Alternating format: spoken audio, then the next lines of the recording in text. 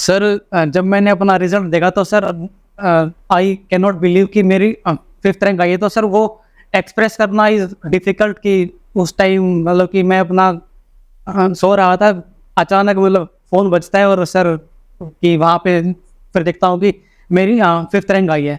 Rather मेरे friend ने मुझे कॉल किया था कि तेरी 5th रैंक आई है। सर इनिशियल फेज़ में सर मैंने बीएससी किया था और मेरा एम था सर कि डिफेंस फोर्सेस में जाना है, but due to some mishappening मेरा एक्सीडेंट हो गया था, तो जिसके कारण मैं डिफेंस फोर्सेस में मुझे पीआर मिला, दैट इज़ परमानेंट रिजेक्शन। तो उसके कारण फिर मुझे स्विच करना पड़ गया था टुवर्ड्स बीए, और वो मैंने डिस्टेंस एजुकेशन से किया था ताकि मैं वो मतलब अपनी गवर्नमेंट जॉब और स्टडीज़ को साथ में लेके चल सकूँ। सर हम जितने मॉक्स देंगे हमारा उतना ही मतलब स्कोर पॉलिश होगा कि मतलब रिफाइंड होगा स्कोर। तो सर आई थिंक मॉक्स का बहुत मेजर रोल रहा है। सर ये स्टेज मेरी जर्नी में आई थी कि सर स्कोर बिल्कुल स्टक हो गया था अराउंड 125-30 पे। तो सर जो मेरी स्ट्रेटजी थी। जय हिंद दोस्तों, स्वागत है आपका आपके अपने परिवार रैंकर्स गुरुकुल यूट्यूब चैनल पे। आज की वीडियो सबसे ज़्यादा धमाकेदार होने वाली है क्योंकि इस वीडियो का बहुत ही बेसब्री से आप लोगों को इंतजार था। और ये हमारे साथ हैं आज राकेश कुमार, सीपीओ के ऑल इंडिया रैंक 5 2022 के। तो मेरे भाई इस वीडियो का बहुत ज़्यादा बच्चों लोगों ने पहले ही जो है हमारी शॉर्ट्स की वीडियो पे कमेंट कर रखा है और बहुत ही ज़्यादा डिमांड था आप लोगों का, तो मैंने कहा चलो वीडियो बनाते हैं पूरी की पूरी। तो आज की वीडियो बहुत ही खास होने वाली है क्योंकि आज हमने काफ़ी लगभग 1-1.5 घंटा काफ़ी बातें की हैं मैंने और राकेश ने, और एक तरीके से पूरी इनकी जर्नी को मैंने समझाया। और आज के इंटरव्यू के लिए मैं बहुत ही ज़्यादा मतलब एक्साइटेड हूँ कि आज बहुत सारी बातें आप लोगों के लिए निकल के आने वाली हैं। ठीक है, बहुत सारे चीज़ें बच्चों को इंतज़ार होती हैं कि तैयारी किस तरीके से आपने की, आपके सोर्सेस क्या क्या थे। ठीक है, एक पार्ट जो रहा आपके अर्ली लाइफ का कि किस तरीके से इंग्लिश मीडियम से थे कि हिंदी मीडियम से थे, फैमिली बैकग्राउंड क्या था, और काफ़ी सारे बच्चों का इंतजार रहता है। तो आज की वीडियो में सब कुछ हम कवर अप करने वाले हैं और आपके हर एक सवाल का आपको जवाब मिलने वाला है क्योंकि आपका फेवरेट शो है और फेवरेट जो है आपकी वीडियो होने वाली है। ठीक है, तो इसलिए पहले ही चैनल को सब्सक्राइब कर देना और वीडियो को लाइक कर देना। तो चलिए स्वागत करते हैं मेरे भाई राकेश का। तो स्वागत है आपका राकेश हमारे अपने चैनल रैंकर्स गुरुकुल में। Thank you sir. कैसा लग रहा है आपको ये बताइए। सर बहुत अच्छी फीलिंग आ रही है सर कि सक्सेस के बाद हम मतलब जो फील करते हैं वो बहुत ज़बरदस्त फीलिंग होती है। राकेश ने सिर्फ सिलेक्शन नहीं लिया है मेरे भाई, ऑल इंडिया रैंक 5 है जो कि अपने आप में सबसे बड़ी बात है। तो ये आपको कैसा फील हो रहा है कि एक सिलेक्शन की खुशी तो चलो होती है, लेकिन पूरे भारत में लाखों की संख्या में 5वें स्थान लेकर आना अपने आप में बहुत मायने रखता है। सर जब मैंने अपना रिजल्ट देखा तो sir I can not believe कि मेरी 5th रैंक आई है। तो सर वो एक्सप्रेस करना इज डिफ़िकल्ट कि उस टाइम मतलब कि मैं अपना सो रहा था, अचानक मतलब फ़ोन बजता है और सर कि वहाँ पे फिर देखता हूँ कि मेरी 5th रैंक आई है। रादर मेरे फ्रेंड ने मुझे कॉल किया था कि तेरी 5th रैंक आई है। तो सर तो रिजल्ट आपने अपना खुद ही चेक किया था या फिर आपके दोस्तों ने आपका रिजल्ट बताया? सर मेरे आज तक जितने भी रिजल्ट आए मेरे फ्रेंड ने मुझे कॉल करके बताया कि तुम्हारा मतलब इस पोस्ट में सिलेक्शन हुआ है, तुम्हारी ये रैंक आई है। तो सर आजकल थोड़े से लेट नाइट ही आते रिजल्ट, जैसे हमारा सीजीएल था, सीपीओ था, तो जनरली फ्रेंड ही बताते हैं कि भाई तुम्हारी ये रैंक आई है। आपको अपना रिजल्ट दोस्तों के माध्यम से Yes, पता चला, हालांकि थोड़ा प्रेडिक्शन पहले लग गया होगा। सर टॉप 10 का सर एक्सपेक्टेशंस था कि सर टॉप 10 में पॉसिबिलिटी है, बट रैंक 5 वाज अनएक्सपेक्टेड कि अनएक्सपेक्टेड अच्छा रैंक आएगा। फैमिली रिएक्शन क्या था आपका जब मम्मी पापा को पता चला, जब आपने उन्हें बताया तो उन्हें कैसा फील? सर मैंने उन्हें मॉर्निंग में डिस्कस किया था कि मेरी 5th रैंक आई है, क्योंकि वो रात में सो चुके थे सारे। तो सर अचानक मतलब I think that was their best morning कि हमारे मतलब बच्चे की 5th रैंक आई है। तो सर वो बहुत अच्छी फीलिंग थी मेरे लिए भी सर, और पेरेंट्स के लिए भी बहुत अच्छी फीलिंग थी। चलिए तो शुरू करते हैं एकदम आपकी अर्ली लाइफ से। तो आपके फैमिली में कौन कौन है और कितने मतलब मेंबर? सर मेरी फैमिली में my father, mother, then my grandmother, भाई भाभी, सभी लोग हैं। आप कितने भाई बहन हैं? सर 2 भाई बहन। 2 भाई बहन हैं। मतलब भाई है बहन नहीं। भाई हैं बहन नहीं आप? यस। अच्छा, कोई बात। तो किस तरीके से आपने मतलब शुरू से अगर हम बात करें तो आपका स्कूलिंग क्या रहा है, कहाँ से आपने पढ़ाई किया? सर मैंने अप टू क्लास 5th अपने लोकल स्कूल से की है, हमारे जींद में। आपका मतलब घर कहाँ है पहले, वो होम टाउन? सर मेरा जींद डिस्ट्रिक्ट है हरियाणा में। अच्छा, आप जिन से हैं, हरियाणा से? Yes sir. तो मैंने अपनी जो प्राइमरी एजुकेशन है वो वहीं से की है, जींद से ही। जिन से? उसके बाद सर मैंने क्लास 6 से क्लास 12 तक सैनिक स्कूल कुंजपुरा से की है पढ़ाई। और उसके बाद फिर मैंने ग्रेजुएशन की है MDU रोहतक से। अच्छा, ग्रेजुएशन आपने MDU रोहतक से किया? Yes sir. तो उसके बाद ये बताइए मुझे कि ग्रेजुएशन में आपने कौन सा सब्जेक्ट लिया था? सर मेरे पास ग्रेजुएशन में BA था। इनिशियली मैंने सर BSc किया था, but due to some reasons वो मुझे छोड़नी पड़ी थी और फिर मैंने BA से किया था, तो डिस्टेंस एजुकेशन। 10वीं में आपके कितने मार्क्स थे? सर मेरी 9.4 CGPA है सर। 9.4 CGPA। 12वीं में? सर 87%। तो मुझे ये बताइए कि 10th में आपके 9.4 CGPA थे और 12th में आपने 87% स्कोर किया था। यस। उसके बाद भी ग्रेजुएशन में आपने BA जो है वो करस्पॉन्डेंस से क्यों किया, मतलब रीजन क्या था? सर इनिशियल फेज में सर मैंने BSc किया था और मेरा एम था सर कि डिफेंस फोर्सेस में जाना है, but due to some mishappening मेरा एक्सीडेंट हो गया था, तो जिसके कारण मैं डिफेंस फोर्सेस में मुझे PR मिला, दैट इज परमानेंट रिजेक्शन।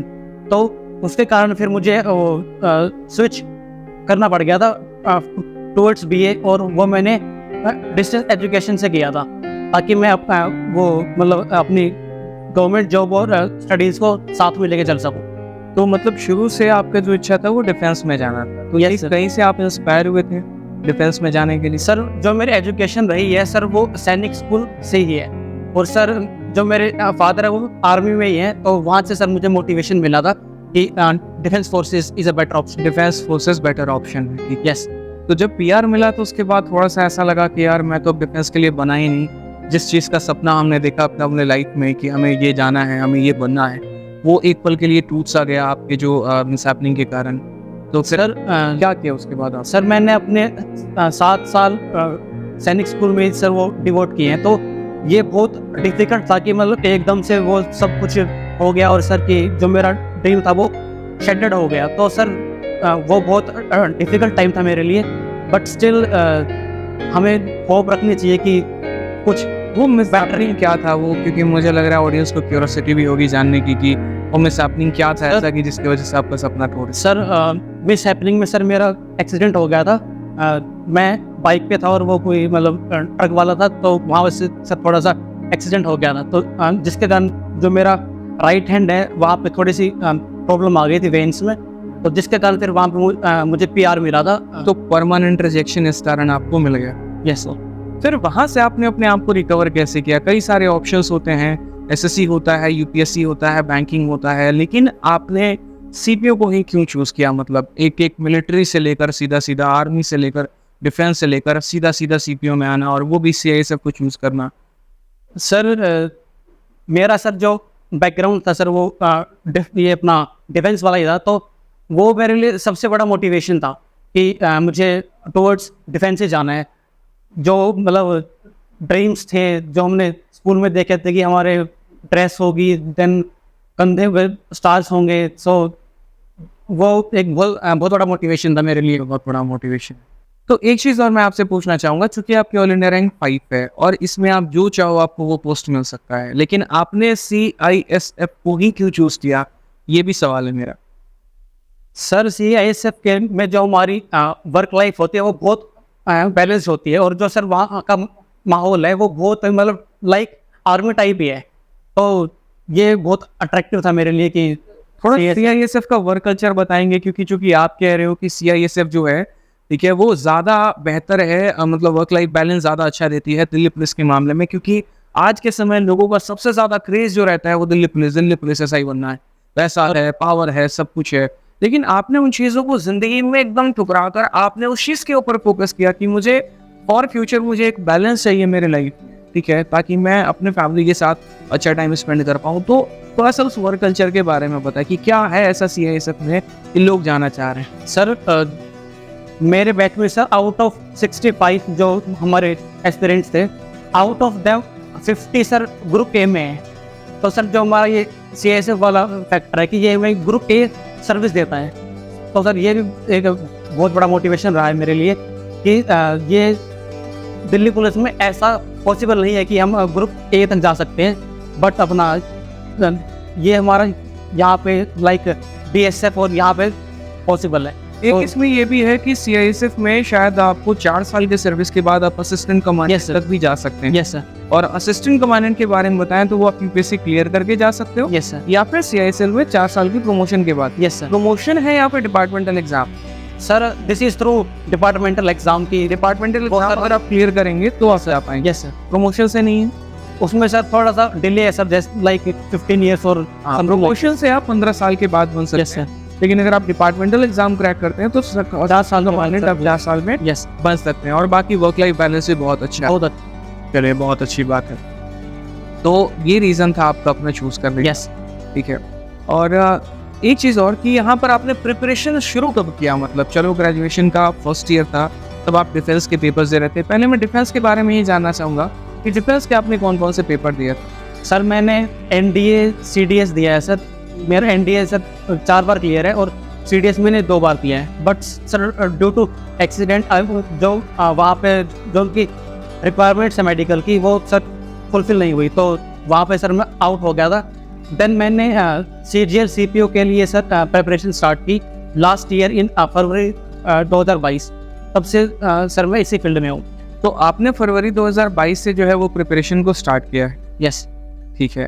तो इसके अलावा आपने CPO के अलावा कोई और भी आपने पेपर दिया है? सर मैंने CGL CHSL और CPO दिया है सर। ठीक है। इन दिस इनमें किस किस में आपका सिलेक्शन? सर सर सबसे पहले मैंने CGL दिया था, जिसमें मैं 2 मेंस तक जा पाया था। उसके बाद सर फिर मैंने CHSL दिया है। उसमें सर मेरा बहुत अच्छा स्कोर था, but I failed in typing, तो वहाँ पे मेरा टॉप 50 का स्कोर था, but I failed in typing, तो सर वहाँ पे मैं आउट हो गया था। तो टाइपिंग की वजह से, चूंकि आप ऑल इंडिया रैंक से 50 के बीच में आ रहा था, यस सर, बट टाइपिंग की वजह से जो है आप वहाँ पर आउट हो गए। Yes sir. ठीक है। फिर उसके बाद? उसके बाद सर फिर मैंने CPO दिया है और CPO में मेरी ऑल इंडिया रैंक 5 आई है। और इसके अलावा सर मैंने CGL दिया है। 2022 में मेरा सिलेक्शन हुआ है CGL में। अच्छा, CGL 2022 में आप सिलेक्टेड भी हैं। Yes sir. किस पोस्ट पे हैं? Sir auditor in CAG। तो मुझे लग रहा है कि CGL और CPO का पेपर आपने साथ साथ दिया होगा। Yes sir. रिजल्ट दोनों के अभी आए हैं रिसेंट में, ये होगा ना? Yes sir. ठीक है। तो वहाँ पर आप ऑडिटर में सिलेक्टेड हैं। तो अभी आप किसको ज्वाइन करना चाहेंगे, CGL को या फिर आप CPO को? Sir most probably I will join CPO as a CPO में Yes. CISF पोस्ट के साथ जाना Yes. चाहेंगे। ठीक है, बहुत शानदार। अब उसके बाद अगर हम बात करते हैं यहाँ पर, तो प्रिपरेशन आपने शुरू किया, तो उस दौरान आपकी स्ट्रेटजी क्या थी? कैसे मन में ख्याल आया?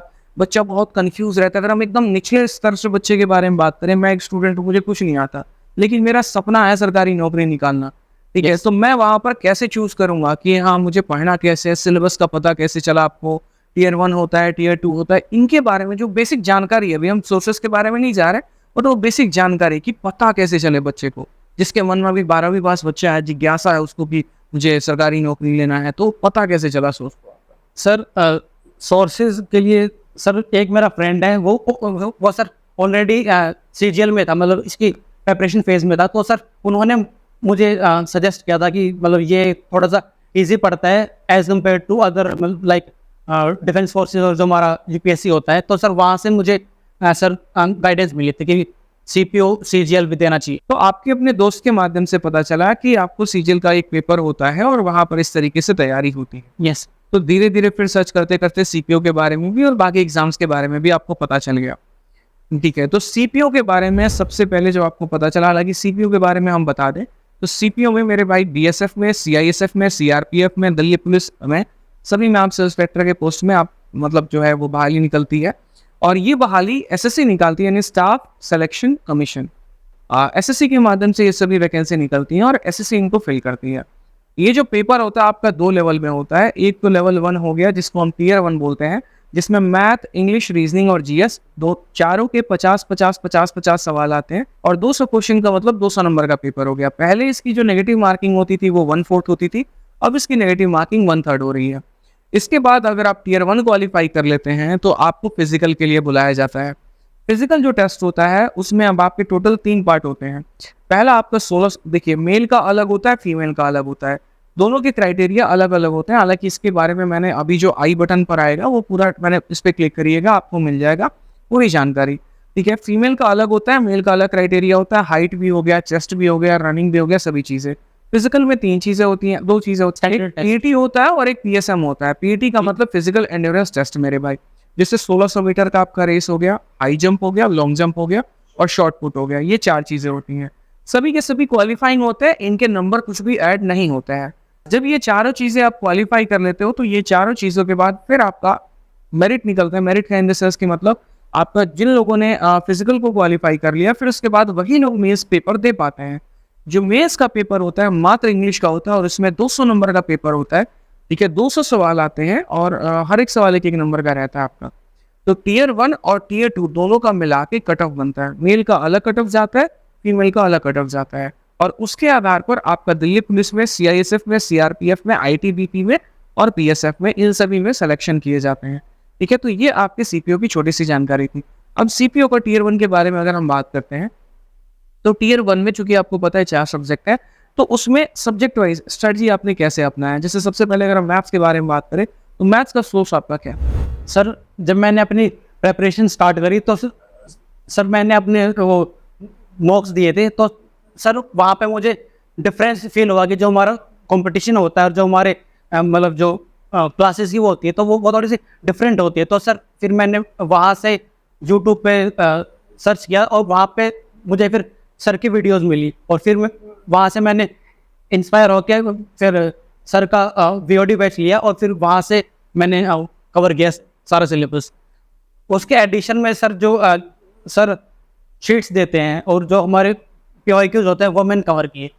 तो ये बताइए वीओडी बैच से जब आपने चीज़ें कवर की तो आपने पूरा वीओडी बैच पढ़ा या फिर रिकॉर्डेड बैच में जस्ट मतलब किस तरीके से आपने उसको कवर अप किया? सर मेरे पास टाइम कम था तो सर मैंने वो 2x या फिर 1.5 वो x पे देखा था सर, ताकि वो थोड़ा सा जल्दी हो सके। तो उससे आपको पूरी हेल्प मिली मतलब? यस सर, पूरा कंसेप्ट क्लियर हुआ? यस। तो एक पॉइंट आपने लिखा था गूगल फॉर्म में फ्रॉम 10 मार्क्स, जिसको मुझे बहुत हार्ड टचिंग लगा था। मैंने लिखा भी था हार्ड टचिंग कमेंट करके। वो पॉइंट मतलब एक बार थोड़ा क्लैरिफाई करें। सर जब मैंने अपना पहला मॉक दिया वहाँ पे सर जो मेरा स्कोर था मैथ्स में वो मेरा 10 मार्क्स था और सर आज जो मेरा स्कोर रहता है वो हमेशा 45 प्लस रहता है। तो सर ये पूरा क्रेडिट मैं आदित्य रंजन सर को देता हूँ, जिन्होंने मुझे अच्छी तरह पूरा गाइड किया और आज इस मुकाम तक मतलब पहुँच पाया मैं। देखो इसमें हमारा क्रेडिट नहीं रहता है, पढ़ाते तो उन सभी बच्चों को है, लेकिन बस वो होता है कि जो बच्चा मेहनत करता है जीवन में वो आगे बढ़ता है। मैं बहुत सारे मैंने कमेंट देखा और जितने भी बच्चे थे सबके कमेंट एक से एक हार्ट टचिंग लगे थे। गूगल फॉर्म जो बच्चों ने भरा था बहुत अच्छा लगा। सर मैं बोलता भी हूँ कि गूगल फॉर्म भरा करो, आपसे कॉन्टैक्ट भी गूगल फॉर्म के थ्रू ही हो पाया था, ठीक है। तो ये अच्छा लगा। तो मैथ्स आपका पूरा वहाँ से कवर हो गया। यस। मैथ्स में आप क्या कहना चाहेंगे? मैथ्स की 2 बातें मैं आपके सामने रखता हूँ। पहला पॉइंट कैलकुलेशन, क्योंकि सीपीओ का पेपर मेंस लेवल का होता है तो उसमें मैथ्स का जो कैलकुलेशन पार्ट है उसके ऊपर आपने कैसे काम किया? क्योंकि कंसेप्ट तो चलो मेरी वीडियो से आपने सीखा, वहां से बहुत बेहतर तरीके से आपके इंप्रूवमेंट हुए, शीट्स आपने लगाए तो एक प्रैक्टिस भी अच्छी खासी बन गई, बट कैलकुलेशन को कैसे सुधारा आप? सर कैलकुलेशन को लेके मोस्ट ऑफ द एस्पिरेंट्स को थोड़ी प्रॉब्लम रहती है, तो सर उसके लिए जो मैंने किया था सर वो मैंने पहले तो टेबल्स, स्क्वायर, क्यूब्स और जो हमारे ट्रिपलेट्स होते हैं वो मैंने अच्छी तरह याद किए। उसके बाद सर फिर जो मतलब रैंडम कैलकुलेशंस मैंने स्टार्ट किया अपने एक पेज पे लेके अपना वो रैंडम कैलकुलेशंस। और फिर सर मैंने कुछ वैदिक मैथ के ट्रिक्स देखे थे जहाँ पे हम 1 लाइन में अपना पूरा कैलकुलेशंस को कर पाते हैं। जैसे ये वैदिक मैथ, थोड़ा सा मुझे इसके बारे में एक्सप्लेन करेंगे। और दूसरा कि एक बच्चे को कहाँ तक का स्क्वायर, कहाँ तक का क्यूब याद करना चाहिए और कितना मतलब मिनट वो फॉलो करे डेली के डेली टाइम के कैलकुलेशंस को, ठीक है। और वो वैदिक मैथ वाला पार्ट भी होती है। सर वैदिक मैथ में लाइक डिजिट सम, यूनिट डिजिट, टेंस प्लेस जो हमारे ये होती है, ये मतलब ऑप्शन को एलिमिनेट करने में हेल्पफुल होते हैं। और सर इसके बाद हमें जो स्क्वायर्स हमें अप टू 30 याद होनी चाहिए, जो सर मैंने की थी। क्यूब्स अप टू 20, ट्रिपलेट्स आपको मतलब 15-20 याद होनी चाहिए जो हमारे बार बार एग्जाम्स में आते हैं। उसके बाद सर फिर और क्या टेबल्स मैंने सर 30 तक याद की। टेबल आपने 30 तक याद की थी और बाकी डेली आप कैलकुलेशंस अपने हिसाब से यस सर करते रहते थे 10-15 मिनट सर मैं। उसके बाद आपने जो सोर्सेस फॉलो किए क्वेश्चन को लेकर, तो किस तरह के सोर्सेस के ऊपर आपका ज्यादा रुझान था? प्रीवियस ईयर या फिर कुछ बने बनाए क्वेश्चंस, कैसे मतलब क्या था? सर मेरा जो मेन फोकस था वो क्लास शीट्स और जो हमारे PYQs होते हैं उस पर मेरा सर मैक्सिमम फोकस था। तो सोर्सेज जो आपने प्रीवियस ईयर के फॉलो किए ठीक है, लेकिन आपने कब से कब तक के प्रीवियस ईयर को ज्यादा महत्व दी, किस साल? सर जो मेरा मेन फोकस था वो आफ्टर जो हमारे 2018 के हैं जो हमारे TCS ने कराए हैं वो मेरा मेन फोकस था। ठीक है, बहुत शानदार। चलिए, तो फाइनली आपने बैच लिया, वहां से कंसेप्ट आपने देखे, उसके बाद आपने खुद से रिग्रेसली जो है वो मेहनत की, प्रीवियस ईयर के क्वेश्चंस लगाए, ठीक है। हालांकि बैच के बारे में आपको मैं बता दूं तो बहुत सारे बच्चों का कमेंट रहता है। जब मैंने पिछला इंटरव्यू भी लिया था उसमें भी काफी बच्चों का कमेंट था। तो देखो, मेरे दो तरह के ही मैथ्स के बैचेस चलते हैं, एक रिकॉर्डेड बैच होता है और एक लाइव बैच होता है। दोनों RG विक्रमजीत एप्लीकेशन पर चलता है। Recorded batch most of the toppers का चॉइस इसीलिए होता है क्योंकि उन्हें कम समय के अंदर में पूरा सिलेबस खत्म करना है। अपने हिसाब से 2x 1.5x के हिसाब से वो सभी टॉपिक्स को कवर कर सकते हैं, ठीक है। किसी को ज्योमेट्री पढ़ना है, किसी को मेंसुरेशन पढ़ना है या पूरा मैथ्स पढ़ना है तो वो उसे प्रेफर करते हैं। लेकिन एक बेसिक और बिगिनर बच्चा है वो रिकॉर्डेड बैच को ना ले, फिर वो लाइव बैच को ले, जिसके पास आराम से 1.5-2 साल का वक्त है, जो एकदम शून्य से चीज़ों को सीखना चाहता है, जिसको हम चैंपियंस बैच भी बोलते हैं, ठीक है। तो एक रिकॉर्डेड होता है, एक चैंपियंस बैच होता है, और दोनों आप RG विक्रमजीत एप्लीकेशन से ले सकते हैं या ऊपर दिए गए इंक्वायरी नंबर पर फोन करके जानकारी प्राप्त कर सकते हैं, ठीक है। तो फाइनली मैथ्स का तो हमारा कंप्लीट हो गया। अब इंग्लिश का आपका सोर्स क्या था, क्या क्या आपने मतलब कैसे पढ़ा, क्योंकि इंग्लिश एक मेजर पार्ट होता है, आपके प्री में भी काम आता है और आपके मेंस में भी काम आता है। तो हम एक एक करके बात करते हैं। सबसे पहले इंग्लिश में वोकैब सेक्शन के बारे में बात करते हैं कि वोकैब को ऐसे कैसे आपने कंप्लीट किया और आप उसको डेली कितना टाइम देते थे। सर इंग्लिश में वोकैब के लिए मैंने मेनली PYQs पर ही फोकस किया। मैंने अपने वो शीट्स ली और वहाँ से अपने चारों ऑप्शंस को अच्छी तरह मतलब लर्न किया और मैं उनको डेली रिवाइज करता था। लाइक डेली के 40-50 हमारे like 10 antonym, 10 synonyms, 1 word and ये इडियम फ्रेजेस, ठीक है। एंटोनिम्स पे थोड़ा सा कमी फोकस रखता था ताकि उसमें थोड़ा सा कंफ्यूजन ना हो, उसमें एग्जाम टाइम में। तो वोकैबुलरी आप कैसे याद करते थे? आप उसको डेली टाइम देते थे या फिर मतलब? सर डेली का लाइक 20 मिनट्स और 30 मिनट्स मेरा सर डेली का होता था। डेली 20 से 30 मिनट आप उसको दे रहे हैं। मॉर्निंग के टाइम वो क्या पढ़ना सही है या रात के समय पढ़ना सही है या शाम? Sir best timing is morning, क्योंकि वहाँ पे हमारी जो कैप्चरिंग पावर होती है वो ज्यादा होती पीक पे होती है। है, सर वहाँ पे याद करने की क्षमता ज्यादा होती है। Yes sir. बच्चों को एक प्रॉब्लम आता है, सर वो वोकैब याद करते तो हैं, हम भूल जाते हैं, सॉल्यूशन क्या है? सर उसके लिए तो सर बार बार हमें रिवाइज करना पड़ता है, लाइक वीकली और मंथली रिवीजन। सो वही एक हमारा रामबाण है इसके। वही एक रामबाण है। यस मतलब हफ्ते में बैठो, पूरे 6 दिन का मटेरियल उठाओ और उसको रिवाइज करो। यस यही दिक्कत करते हैं आप लोग। आप लोगों को मैं कई बार ये बात समझाता हूँ कि भाई पढ़ने से ज्यादा रिवाइज करना इंपॉर्टेंट है। आप पढ़ रहे हैं वो तो ठीक है, लेकिन आप पूरे के पूरे 7वें दिन ना पढ़ के पूरे के पूरे 6 दिन का एक दिन में रिवाइज जरूर करिए। मैं हर आप इंटरव्यू में देखेंगे तो जितने भी टॉपर्स आते हैं अक्सर वो ये बात कहते हैं, भाई खाओ कम पचाओ ज्यादा। कहने का मतलब कि पढ़िए कम लेकिन रिवीजन कई बार यहाँ पर करिए, वो बहुत इंपॉर्टेंट पार्ट हो जाता है। तो ये बताइए कि तरीका क्या था? साइनो, एंटो, इडियम्स, 1 वर्ड, ठीक है। मतलब ये सारा आप एक साथ पढ़ते थे डेली के डेली या आपने डिवाइड करा रहा था कि आज इडियम्स पढ़ना है, कल साइनो पढ़ना है, क्या तरीका? सर लाइक डेली के 20 एंटोनियम्स, 20 इडियम्स एंड 20 वो, तो सर ये मेरा टारगेट होता था सर। डेली आप करते थे कि हाँ मुझे 20-20 करना है। Yes daily. ठीक है, तो इस तरीके से आपने कवर अप किया, प्रीवियस ईयर क्वेश्चंस उठा के उसको पूरा याद रहना शुरू कर दिया, ठीक है। दूसरी बात हम करते हैं ग्रामर के बारे में। तो ग्रामर को आपने किस तरीके से कवर अप किया? क्योंकि इसमें भी प्रॉब्लम आती है। चैप्टर वाइज एरर दे दो सर तो बन जाता है, मिक्स एरर दे दो कंफ्यूज हो जाते हैं, ठीक है। एरर में बड़ी प्रॉब्लम आ रही होती है, कैसे की? सर इंग्लिश को लेकर सर मैंने अपनी NDA और CDS की तैयारी की थी, तो सर वहाँ से मेरा बेस स्ट्रॉन्ग था। मतलब सर मुझे एज सच कोई प्रॉब्लम नहीं आई, बट स्टिल जो हमारे रूल्स होते हैं वो मैंने बार बार रिवाइज किए थे। वो मैंने अपने मॉक्स के थ्रू वो मैंने नोट डाउन किए थे और फिर मैं उनको बार बार रिवाइज करता था, वीकली मंथली मैं उनको रिवाइज करता तो एक NDA और आपका CDS का प्रिपरेशन का एक बहुत बड़ा एज मिला आपको अपने तैयारी में। यस ठीक है, और उसके माध्यम से मतलब इंग्लिश में थोड़ा बहुत आपको पढ़ना पड़ा अदर देन, ठीक है, ठीक है। क्योंकि अभी बैक एंड आपके दोस्त भी बता रहे थे कि जब भैंस का पेपर था तो ये बिल्कुल भी सीरियस नहीं था। मतलब इनके दोस्त कह रहे थे कि बिल्कुल भी सीरियस नहीं थे। 2022 का CPU 2022 के CPU में ये बिल्कुल भी सीरियस नहीं है। मतलब चिल आउट है कि हाँ मेंस है, ये ढंग की मेहनत कर लेते तो शायद रैंक 1 भी आता, वो वाली बात हो जाती, ठीक है। तो चलो बहुत शानदार। तो इतना चिल आउट इंग्लिश में वो कॉन्फिडेंस वो डिफेंस के पेपर में आया था आपको। कि डिफेंस में इतनी अच्छी लेवल की तैयारी कर ली, यस, यहाँ पर CDS का लेवल सर अच्छा खासा होता है इंग्लिश का, तो वहाँ से सर बहुत हेल्प मिला। तो वहाँ की कोचिंग्स ने जो पढ़ाया आपको उसका एक एज मिल गया आपको यहाँ पर आके।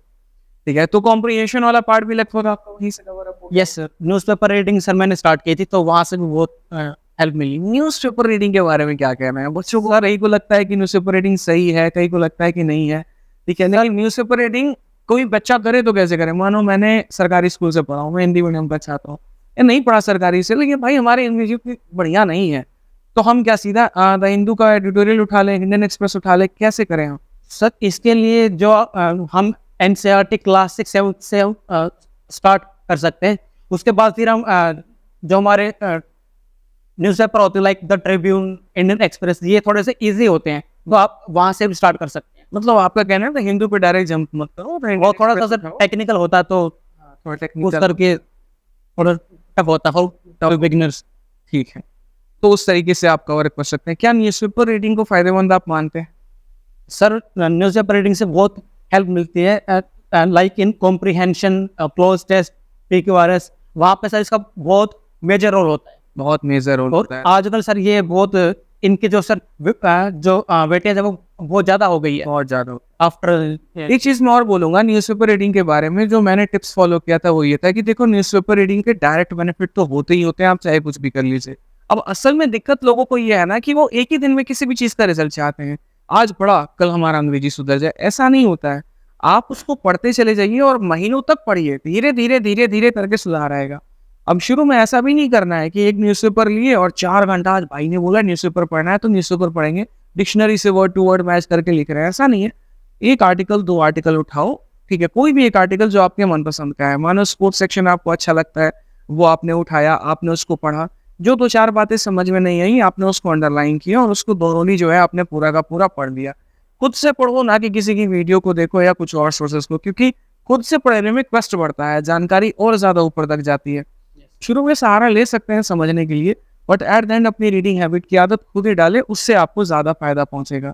ठीक है, तो न्यूज़पेपर रीडिंग बढ़िया होता है, मतलब आपका ये है। तो नेक्स्ट पॉइंट आता है आपका रीजनिंग का। तो रीजनिंग का आपका सोर्स क्या था, किस तरीके से आपने अपनी पहले तैयारी को शुरू किया और फिर उसके बाद उनमें स्कोर कैसे बढ़ाया आप? सर रीजनिंग के लिए मैंने इनिशियल फेज़ में मॉक्स दिए और वहाँ से जो मेरे वीक एरियाज थे उनको आइडेंटिफाई किया, और फिर मैंने उनकी वीडियोस यूट्यूब पर देखी।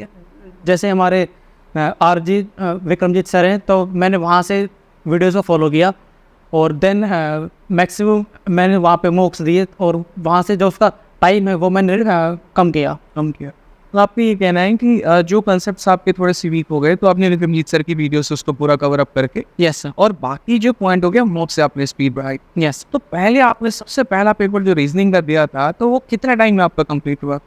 सर मैंने CGL का दिया था सर, वो उसमें मुझे लगभग 25-30 मिनट लगे थे सर, ओनली रीजनिंग। ये पॉइंट आप लोग नोट करिए। सिर्फ आपको ऐसा लगता है कि आप वक्त ज़्यादा ले रहे हैं, बट जब पहली बार आपने भी दिया था यस सर, तो 20-25 मिनट आपको भी लगे थे, फालतू लगे सर, फालतू ही लगे थे। मतलब 25 सवाल करने के लिए 25 मिनट लग गए।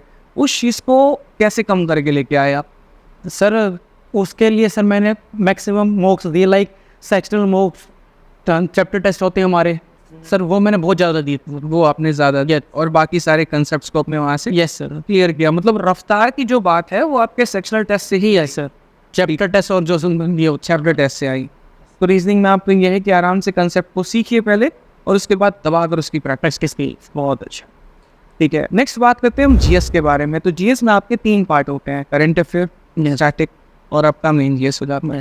तो करंट अफेयर जो है वो आपने कैसे प्रिपेयर किया? कोई मैगजीन था, बुक था, वीडियो था, सेल्फ स्टडी था, न्यूज़पेपर था, कई सारे सोर्सेस होते हैं, आपका सोर्स क्या? सर पहले तो कुछ समझ ही नहीं आता था कि सर क्या फॉलो करें, बट सर लास्ट में मेरे फ्रेंड ने बताया कि एक इंडोलॉगस चैनल है, वहाँ से मतलब अच्छी कवरेज करा। इंडोलॉगस, अच्छा, इंडोलॉगस चैनल है, तो वहाँ से इंग्लिश है कि हिंदी में करंट अफेयर? इंग्लिश में है सर, वो इंग्लिश में करंट। हिंदी के लिए सर उत्कर क्लासेस हैं, वो बहुत अच्छे हैं। क्या बात है, मतलब हिंदी में अगर आप चाह रहे करंट अफेयर का तो उत्कर्ष क्लासेस हो जाता है आपका, और इंग्लिश में इंडोलॉगस है। यस, इंडोलॉगस है आप। तो इंडोलॉगस में डेली का करंट अफेयर आता था या फिर वीकली होता था? सर जो मैंने किया था सर वो मंथली था। मंथली? डेली वाले में सर थोड़ा सा टाइम वेस्ट ज़्यादा होता है, इन कंज्यूमिंग। यस सर, तो मंथली एक बेटर ऑप्शन है उससे। मंथली कंपाइलेशन पढ़ो, और उसके बाद वहाँ से क्वेश्चंस आए आपके पेपर में? सर मैक्सिमम क्वेश्चंस वहीं से आए थे, मैक्सिमम क्वेश्चंस आउट ऑफ 5 मतलब 3-4 क्वेश्चन वहीं से थे। 3-4 क्वेश्चन थे। चलो भाई, तो एक नया सोर्स हमें पता चला। करंट अफेयर के बाद हम दूसरे पॉइंट पे बात करें तो स्टैटिक जीके के बारे में। तो स्टैटिक जीके की तैयारी आपने कैसे? सर स्टैटिक जीके के लिए मैंने पहले तो अपने PYQs दिए, वहाँ से आइडेंटिफाई किया कि जो हमारे टॉपिक्स हैं वो कौन कौन से ज़्यादा आते हैं, और फिर वो मैंने हमारे एक परचम क्लासेस हैं वहाँ से मैंने कवर किया। टॉपिक वाइज मैंने वहाँ पे उनके वीडियोस देखी, फिर वो वहाँ से देखकर कंप्लीट किया। चाहिए तो वहाँ पर पूरा कवर अप हो गया आप? सर वो UPSC लेवल का कराते हैं सर, तो वो थोड़ा सा सिलेक्टिवली करना पड़ता है। अच्छा हाँ सर। चलिए, बहुत अच्छा है। और उसके बाद अगर हम बात करें यहाँ पर, तो जीएस का जो मेन पार्ट है, जो आपके हिस्ट्री, पॉलिटी, ज्योग्राफी और ये वाला पार्ट, इसको कैसे कवर किया आप? सर पूरे GS में हमारा जो मेन एरिया है वो हमें आइडेंटिफाई करना ही, हमारे जो टॉपिक्स हैं वो कौन कौन से हैं जो हमारे बार बार आते हैं। तो वहाँ पे सर मैंने मॉक्स दिए, वहाँ से एनालाइज किया और फिर अपने जो लूसेंट की बुक्स हैं उनको कवर किया। तो लूसेंट किताब से आपने अपने उन टॉपिक्स को कवर किया, मतलब ना ही आपने पूरा का पूरा लूसेंट पढ़ा और ना ही आपने ऐसे कि ऊपर ऊपर हमने पढ़ लिया। मतलब आपने क्या किया, मॉक दिया, उसमें जो आपको लगा कि यार ये वाला पार्ट आ रहा है, यस, उसको लूसेंट से कवर कर लिया। यस, ये वाला पार्ट, यस, उसको कवर कर लिया। कि एक कहते हैं ना, मतलब घोड़े गधे वाली मेहनत हो जाती है कि मेहनत तो घोड़ा भी कर रहा है, गधा भी कर रहा है, लेकिन रिजल्ट किसको मिल रहा है? घोड़े को मिलता है। स्मार्ट लेबर जिसे हम कहते हैं, स्मार्ट लेबर आपने किया ना, ये हार्ड लेबर किया। Identify the topic and just read it from the books, ठीक है, और उससे आपने अपने स्कोर को बेहतर कर लिया। यस, वेरी स्मार्ट, मतलब बहुत बहुत तरीका शानदार है, ठीक है। तो इस तरीके से मैं हमेशा कहता हूँ कि भाई मिशन किताब अच्छी है, लेकिन वो तरीका आना चाहिए बच्चों को पढ़ने का, कि आइडेंटिफाई करो, ठीक है। ये आपके चारों सब्जेक्ट थे। पहली बार मॉक टेस्ट जो आपने दिया था प्री में, क्या स्कोर था? सर मेरा स्कोर आई थिंक 94 समथिंग था जो मैंने CGL का दिया था, ठीक है। ये मेरा सर मैंने फरवरी 2022 में दिया था जब मैंने स्टार्ट किया था। तो सर 94 स्कोर। 94, लेकिन 94 से शायद 170 प्लस आपका स्कोर। यस, 76 174। 174। Yes. तो 94 से 174 तक का सफर आपने कैसे तय? सर इसमें सर जो मेजर रोल रहा है सर वो मॉक्स का रहा है। सर हम जितने मॉक्स देंगे हमारा उतना ही मतलब स्कोर पॉलिश होगा, कि मतलब रिफाइंड होगा स्कोर। तो सर आई थिंक मॉक्स का बहुत मेजर रोल रहा है। तो डेली मॉक टेस्ट आप देते थे, वीकली मॉक टेस्ट आप देते थे? सर CPU के लिए सर थोड़ा सा डिफिकल्ट होता है 2 घंटे का पेपर डेली देना सर, तो सर मैं वीक में 3 या 4 देता था सर। CPU के या CGL के मॉक टेस्ट? CPU के सर। CPU और CGL daily sir. CGL daily आप देते थे और CPU पे वीक में 3? वीक में सर 3-4। मतलब भाई रैंक 5 इतने आसानी से इनको नहीं मिला, इन्होंने अपनी एरिया घिसी है भाई, मेहनत दबा के किया तब जाकर रैंक 5 आया है, ठीक है। मतलब डेली मॉक टेस्ट देना, ठीक है, और इसको एनालाइज भी करना अपने आप में एक बहुत बड़ी बात होती है। तो अपने गलतियों पर तो मतलब जिस तरीके से आप बता रहे काम तो पूरा ही करते होंगे, क्योंकि GS में आपने कहा कि सर गलती हुआ तो सुधारा, रीजनिंग में गलती हुआ तो सुधारा। तो एनालिसिस में आपको कितना वक्त लगता था? सर एनालिसिस में सर मैंने एक अपनी कॉपी बना रखी थी सर, वहाँ पे मैं उनको नोट डाउन करता था कि आज मैंने ये मिस्टेक की है, ताकि वो बार बार रिपीट ना हो बार। तो सर वो मतलब थोड़ा सा टाइम कंज्यूमिंग था, बट वो बहुत हेल्पफुल था सर मेरे लिए। डायरी ऑफ मिस्टेक्स जिसकी जिक्र हमेशा अपने वीडियो में करता हूँ कि एक स्टूडेंट के पास अपने डायरी ऑफ मिस्टेक्स होने चाहिए। भाई आप गलती क्या कर रहे हो, नोट तो करो। यस, जो मेरी डायरी ऑफ मिस्टेक्स थी, मतलब वो बहुत काम की चीज़ें होती हैं। लास्ट टाइम में सिर्फ आपको अपने मिस्टेक्स देख लेना सर, क्योंकि जिसने अपने गलतियों के ऊपर काम ही नहीं किया वो जीवन में आगे कैसे बढ़ सकता है? मतलब जो सवाल आपके अभी गलत हुए हैं, बात फिर गलत होंगे। यस, तो वही बात है ना, बाद पछताए क्या हुआ जब चिड़िया चुप गई खेत, ठीक है। तो अपने गलतियों पर काम करिए और अपने आप को और बेहतर करिए, ठीक है। तो ये एक अच्छा पॉइंट है आपका, नोट करते रहिए आप लोग, ठीक है, ठीक है। तो देखो एक होता है सैचुरेशन पॉइंट, जो कि हर स्टूडेंट की लाइफ में भी आता है। सैचुरेशन का मतलब कि 130 पे आके मेरा स्कोर अटक गया, अब स्कोर कैसे बढ़ाएं? क्योंकि मेरे पास सबसे ज़्यादा सवाल होता है मॉक में मार्क्स कैसे बढ़ाएं। तो उसके लिए आपने क्या किया? सर ये स्टेज मेरे जर्नी में आई थी कि सर स्कोर बिल्कुल स्टक हो गया था अराउंड 125-30 पे। तो सर जो मेरी स्ट्रेटजी थी वो थी बैक टू बेसिक्स, कि अब हमने अब तक जो भी कवर किया है वो आप उसको बार बार रिवाइज करें, जो आपने मिस्टेक्स की हैं वो आप आइडेंटिफाई करें और उन पे ज़्यादा मतलब फोकस करें। और जो फिर मैंने अपनी वो डायरी ऑफ मिस्टेक्स भी मतलब जब स्टार्ट की थी और उसका मुझे बहुत बेनिफिट मिला। मतलब आपको ये कहना है कि जब एट द एंड एक पॉइंट आता है सिचुएशन जहाँ पे स्कोर रुक सा जाता है, तो एक बच्चे को वापस अपने नोट्स पे, अपने टिक किए हुए क्वेश्चंस पे, ठीक है, और अपने डायरी ऑफ मिस्टेक्स पे वापस एक बार रिवीजन करने की आवश्यकता है। क्योंकि कई बार ऐसा होता भी है कि हम ज्योमेट्री पीछे से भूल जाते हैं, हम अलजेब्रा पीछे से भूल जाते हैं। तो वैसे केस में आप अपने वापस से कॉपी को खोलिए, जो आपने पढ़ा है उसको रिवाइज करिए, जो मॉक में गलतियाँ हुई हैं आप उसको रिवाइज करिए, फिर वो अचानक से इंजेक्शन देता है स्कोर में। और sir in addition to this sir मैंने हर सब्जेक्ट्स के नोट्स बनाए थे सर, और वो मेरे लिए बहुत यूज़फुल थे सर। मेरे पास हर सब्जेक्ट के अराउंड 20 से 30 पेज के नोट्स थे, चाहे वो मैथ हो, रीजनिंग, जीएस, इंग्लिश, कुछ भी हो। तो क्या आप बच्चों को अपना नोट शेयर करना चाहेंगे? यस सर, मतलब करेंगे? Yes sir. तो इनके नोट्स पर्टिकुलरली रिस्पॉन्सिबिलिटी मैं लेता हूँ, ठीक है, थोड़ा कष्ट कर लीजिएगा आप ये बना के बच्चों को देने का। तो इनके नोट्स जो है पर्टिकुलरली इनके यूट्यूब चैनल पे भी और बाकी हमारे टेलीग्राम चैनल पर भी, दोनों पर आपको अवेलेबल मिल जाएगा, ठीक है। टेलीग्राम पर मैथ्स बाई आदित्य रंजन और यूट्यूब पर ASO एस्पिरेंसी ऑफिशियल, इसी नाम से एक और टेलीग्राम पर भी है, तो आपको वो भी मिल जाएगा। और फ्यूचर भी अगर आपको इनकी वीडियो देखनी होगी तो ASO एस्पिरेंसी ऑफिसर वीडियो पर आप इन्हें कनेक्ट कर सकते हैं। लिंक मैं इनके चैनल का अपने डिस्क्रिप्शन में डाल दूंगा, और इनकी पूरी की पूरी नोट्स हमारे टेलीग्राम पर मिल जाएगी मैथ्स बाई आदित्य रंजन पे, ठीक है। ज्वाइन कर लीजिएगा आप लोग, और नोट्स के लिंक भी मैं डाल दूंगा यहाँ पे। चलिए, तो ये सारे पॉइंट्स हमारे कवर अप हो जाते हैं, ठीक है। बच्चों के लिए आपने बहुत अच्छा गिफ्ट किया, ये बहुत शानदार है, पता चलेगा, आइडिया चलेगा कि कैसे नोट्स बनाते हैं। चलिए, तो ये आपका सोशल्स का था। अब थोड़े से पर्सनल लाइफ के बारे में क्वेश्चन पूछते हैं। जैसे कि आपने बताया कि CHSL में आप जाके टाइपिंग में फेल हो गए थे, जहाँ पर आपके ऑल इंडिया रैंक 1 से 50 के बीच में आ रही। उसके बाद आपने ये भी बताया कि सर मेरा जो डिफेंस में रहा वो मुझे PR मिल गया, परमानेंट रिजेक्शन मिल गया। तो पहले डिफेंस में परमानेंट रिजेक्शन मिला, फिर CHSL में आए तो वहाँ पर आप टाइपिंग में फेल हो गए। तो ज़िंदगी में तो ऐसे पल आते हैं कि हम डिमोटिवेट होते हैं, उस चीज़ से आप कैसे रिकवर करते हैं? सर मेरे साथ सर जो बेनिफिट था वो मेरे फादर हैं सर। मेरे फादर आर्मी में है, तो सर यदि आपकी फैमिली में कोई आर्मी में है तो आपको मतलब मोटिवेशन की नीड है ही नहीं। वो आपको बार बार पुशअप करते हैं कि भाई मतलब ये सब ठीक है, कुछ नहीं हुआ है, अपने आगे बढ़ते रहो। तो सर ये मेरे लिए बहुत बड़ी सर सपोर्ट था मेरे लिए कि फादर थे। मतलब आप अपने फादर को बहुत ज़्यादा इंस्पिरेशन का सोर्स मानते हैं? सर मैं एक्सीडेंट हुआ सर मेरा, व्हेन एवरी मतलब कि सर सब बोल रहे थे कि मतलब सर सिंपैथी दे रहे थे सब, बट जो मेरे फादर हैं उन्होंने सर ये बोला कि कुछ नहीं हुआ है, तो अभी भी मतलब फिट है मतलब। और वो बहुत बड़ा मोटिवेशन था। मोटिवेशन, अरे यार अपना लड़का चंगा है, कोई ना चकदे बढ़ती है, सब आती है, ठीक करके दिखाओगे तुम तो, ठीक से। तो वहाँ से थोड़ा थोड़ा ओवरकम किया। बाकी पापा से बातें शेयर करते हैं? यस सर, मतलब बातें होती हैं, पूरा बताते हैं? यस सर, बिल्कुल फ्रेंडली है सर, बिल्कुल फ्रेंडली। Yes sir. पता है एक मिडिल क्लास की सबसे बड़ी दिक्कत क्या है? सबसे मुश्किल काम क्या लगता है?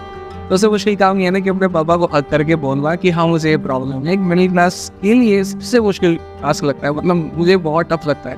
मम्मी को गले लगा सकता हूँ, बट पापा को लगाना बड़ा मुश्किल सा रहता है, और शेयर करना तो और मुश्किल होता है। Yes. पर आप बहुत खुशनसीब हैं कि फादर के साथ ऐसी बॉन्डिंग है और आप सारी बातें शेयर कर पाते हैं।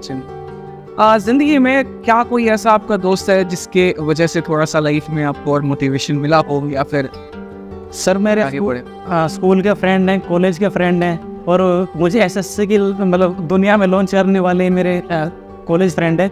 तो उन्होंने मुझे मतलब जहाँ भी मुझे नीड थी वो मतलब उन्होंने पूरी वहाँ पर किया आपने। Yes sir. सोशल मीडिया का कितना आप यूज़ करते हैं? कितने घंटे आप फ़ोन चलाते हैं?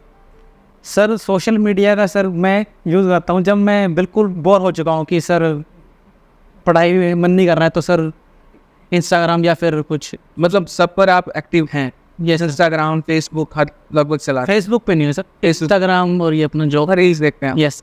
अच्छा, चलिए बहुत शानदार है। यहाँ पे तो कितने घंटे आप सोशल मीडिया को दे रहे होते हैं? अपने तैयारी के दौरान कितने घंटे दे रहे थे, और चूंकि अब तो हो चुका है सब कुछ, तो अब कितने घंटे दे? सर मेनली मैं संडेज को सर यूज़ करता हूँ आफ्टर माई रिवीजन, जब मैं अपना पूरा टारगेट अचीव कर चुका हूँ।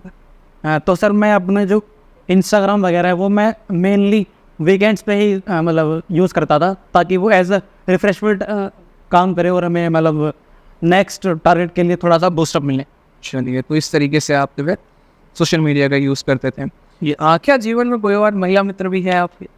ये भी बता दीजिए बच्चों को, क्योंकि इतनी बातें हो चुकी हैं तो इस पर तो पॉइंट बनता है। सर फ्रेंड हैं सर, और उन्होंने भी बहुत सपोर्ट किया थ्रू आउट माई जर्नी, तो उनका भी सर थोड़ा मतलब। तो अभी वो शॉर्ट्स वाला जो वीडियो था उसमें बच्चे सवाल कर रहे हैं, तो अभी बातचीत चल रही है या फिर क्या सीन है अभी ये बताइए। नहीं सर, अभी मतलब अभी नहीं तो अभी बात नहीं होती।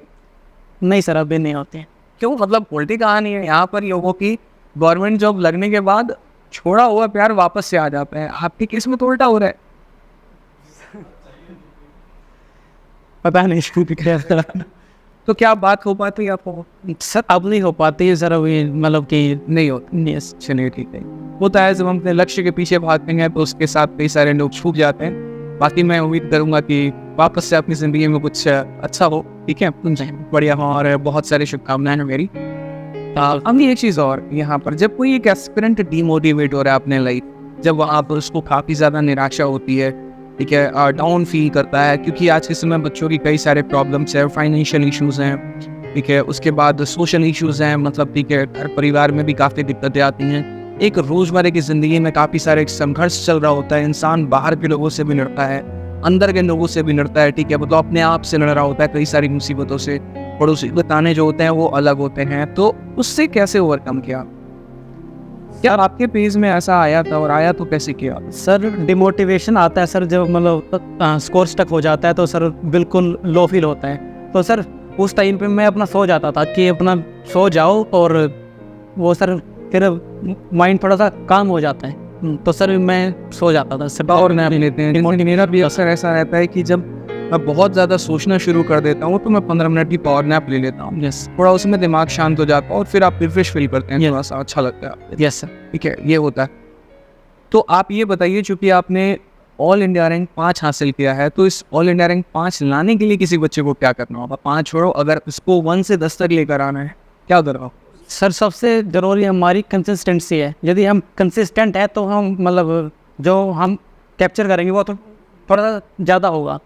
तो सर कंसिस्टेंट, यदि आप 6 से 7 घंटे डेली पढ़ते हैं अदर देन क्लासेस, तो वो सफिशिएंट है। मतलब consistency is the key to success. आप इस पे बिलीव करते हैं सर।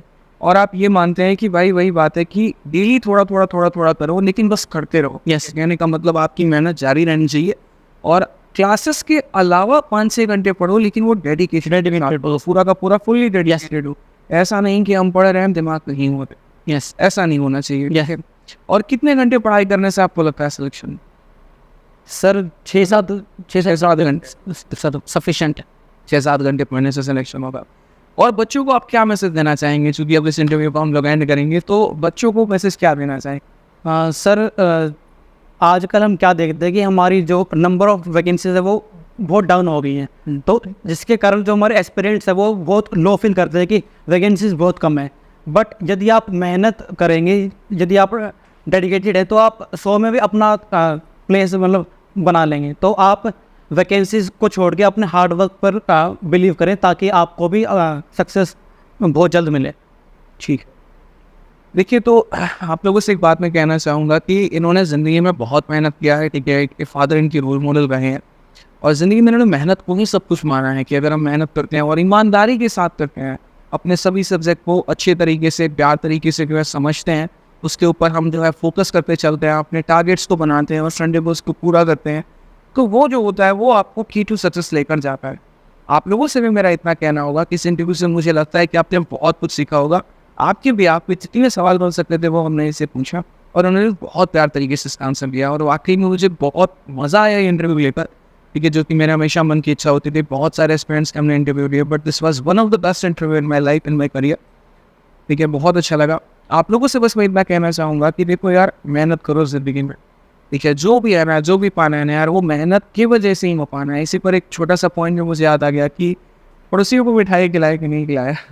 अभी तक नहीं खिलाई सर, उनको सर जब जाएंगे सर उस पर ड्यूटी पर तब खिलाएंगे सर। तब खिलाएंगे। Yes sir. जब ड्यूटी पे नहीं सर, वो फिर टॉकने लगता है कि भाई ज्वाइनिंग कब है।